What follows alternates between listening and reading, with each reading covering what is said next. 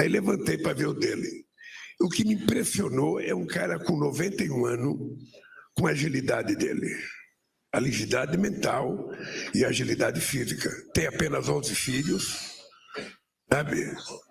Aí eles estão discutindo um negócio bonito, que é sair do ponto de chegada dos escravos no Brasil e retornar para vários países de onde partiu os escravos do Brasil, o fim dessa guerra. Na verdade, eu acho que a preocupação maior de todos eles agora é quem vai ficar com a dívida da guerra.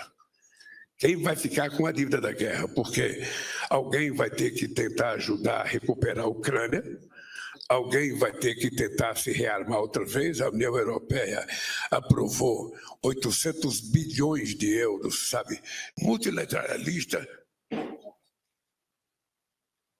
que o Brasil faz questão de defender. Esses são assuntos importantes que estão na pauta. Qual